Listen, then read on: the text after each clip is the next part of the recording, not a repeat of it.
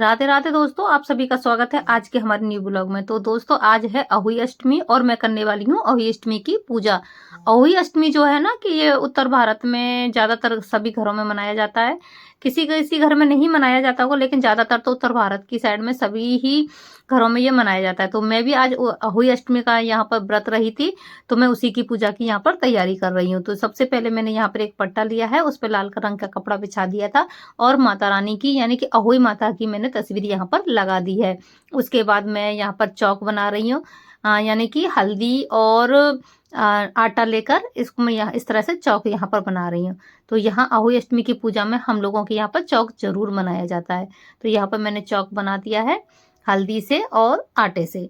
इसके बाद क्या है, चौक बनाने के बाद हम उसमें थोड़े से चावल रखेंगे। अगर चावल हो तो चावल रखिए, नहीं तो गेहूं भी रख सकते हैं, यानी कि कुछ भी हो, अनाज रखा जाता है। अनाज रखने के बाद उसके ऊपर हम लोटा रखते हैं पानी का, जल का लोटा रखा जाता है, जो कि है ना दीपावली तक रखा ही रहता है। उस पानी को ना ऐसे मैंने यहाँ पे ये लोटा रख दिया, इस तरह से लोटा रखा जाता है पानी का, और उस पानी को हम दीपावली तक रखेंगे। दीपावली के दिन ही उस पानी को हम यूज में लेते हैं, यानी कि बच्चों को नहलाते हैं इस पानी से। तो ये पानी से उसमें बच्चों को नहलाया जाता है। तो यही पूजा होती है अष्टमी की। तो यहाँ पर मैंने अब पूजा स्टार्ट कर दी है। चौक बन गया था, पट्टा रख दिया था, माता रानी की तस्वीर रख दी। अब माता रानी को मैंने सबसे पहले चुनरी उड़ा दी है, यानी कि वस्त्र स्वरूप चुन्नी उड़ा दी है, और उसके बाद हमने दीपक जला के रख दिया था। तो यहाँ पर मैं अब पूजा स्टार्ट कर रही हूँ। तो मैंने यहाँ पर सबसे पहले माता रानी को रोली से तिलक लगा देती हूँ। यहाँ पर तिलक लगाएंगे, उसके बाद हम उनको चावल चढ़ाएंगे माता रानी को। बच्चों की सुख समृद्धि के लिए किया जाता है ये व्रत। और जैसे करवा चौथ का व्रत होता है, सेम वैसे ही ये अहोई अष्टमी का भी व्रत होता है। ये भी निर्जला ही रखा जाता है, और ये करवा चौथ से 4 दिन बाद ही आ जाता है। तो बस उसी तो यहाँ पर मैंने माता रानी को माला चढ़ा दी है।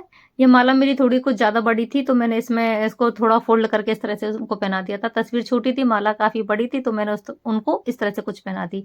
इसके बाद मैंने उनको धूप बत्ती दिखाई। धूप बत्ती दिखाने के बाद दोस्तों क्या करते हैं, हम 7 दाने अनाज के लेते हैं, यानी कि चावल हो चाहे गेहूं हो, 7 दाने लेकर कथा सुनी जाती है। तो यहाँ पर मैंने 7 दाने गिनकर अपने हाथ में ले लिए। इसके बाद फिर मैं किताब लेकर इस किताब में से कहानी पढ़ लेती हूँ। तो यहाँ माता रानी की अहोई माता की जो स्याऊ माता की कहानी होती है वही पढ़ी जाती है, तो मैं उसी को यहाँ पर पढ़ रही हूँ। तो हम कथा सुन लेंगे 7 दाने गेहूं के हाथ में लेकर, यानी कि मैंने तो चावल के लिए थे, जो भी कुछ घर में हो वही ले सकते हैं। तो मैंने चावल के दाने लेकर इस तरह से फिर मैंने अपनी कथा पढ़ी। कथा पढ़ के जो चावल के जो हाथ में दाने होते हैं उनको हम माता रानी को ही समर्पित कर देते हैं, यानी कि माता रानी के चरणों में चढ़ा देते हैं। माता रानी को इस तरह से मैंने चढ़ा दिया था। उसके बाद क्या है, अब हम यहाँ पर माता रानी का भोग लगाएंगे। कथा सुनने के बाद फिर भोग लगाया जाता है। तो भोग में ना हम लोगों के अठावरी बनती है, यानी कि वही जो करवा चौथ पे बनती है उसी तरह से अठावरी बनती है। 8 पूड़ियां बनती हैं और हलवा बनता है, सूजी का हलवा और पूड़ी, इससे हम भोग लगाते हैं माता रानी को। तो यहाँ पर मैंने माता रानी को हलवा और पूड़ी का भोग लगा दिया। इसके बाद उनको जल भी समर्पित कर दिया। अब इसके बाद हम करेंगे इनकी आरती।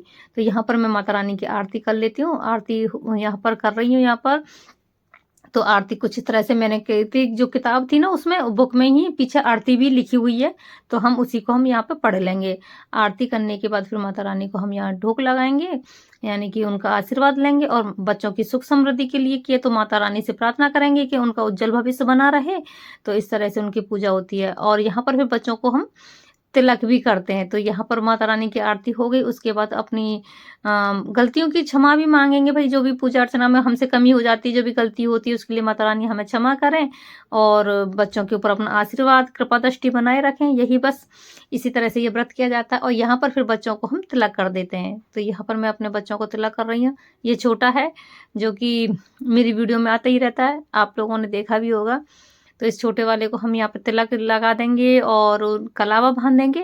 कलावा बांधने के बाद उनका मुंह मीठा करवा देंगे। और फिर मैं अपने बड़े बच्चे को कर रही हूँ। यहाँ पे मैंने बड़े बच्चे को तिलक किया अपने को, और उनको भी हमने ऐसे रोली और चावल से तिलक किया। उसके बाद मैंने उनको मीठा खिलाया कुछ, फिर उसके बाद हम यहाँ पर उनको भी कलावा बांध देंगे यहाँ पर। तो यहाँ पर कलावा बांध दिया मैंने। अब इसके बाद क्या है, इन दोनों को तिला करने के बाद अब हमारे यहाँ जो 1 लोटा तो मैंने रखा था जो दीपावली पे यूज़ होगा, 1 लोटा और जल का हम भर के रखते हैं अलग से, उनको है ना तारों को अर्घ देते हैं। जैसे करवा चौथ में चंद्रमा को अर्घ दिया जाता है और अहोई अष्टमी में हम तारों को अर्घ देते हैं। तो यहाँ पर समय हो गया था 6:30 पौने 7 का समय हो रहा था, तो यहाँ पर तारे है ना काफ़ी सारे निकले आए थे, दिख रहे थे तारे, तो जल्दी निकले आते हैं। 6 साढ़े 6 बजे सारे तारे निकलने दिखाई देने लगते हैं, तो हम उनको अर्घ दे देंगे। यहाँ पर तारों को अर्घ देने के बाद हमारी आज की अहोई अष्टमी की जो पूजा है पूरी संपन्न हुई। इसके बाद दोस्तों हम घर में अपना खाना-पीना खाएँगे, क्योंकि मैंने भी बिल्कुल सुबह से कुछ नहीं खाया था, तो अब हम खाना-पीना खा सकते हैं। तो आज की वीडियो मेरी यहीं तक की थी दोस्तों, आप सभी को कैसी लगी? अगर पसंद आई हो तो लाइक, शेयर, कमेंट ज़रूर कीजिए। फिर मिलते हैं नेक्स्ट वीडियो में, तब तक के लिए राधे राधे।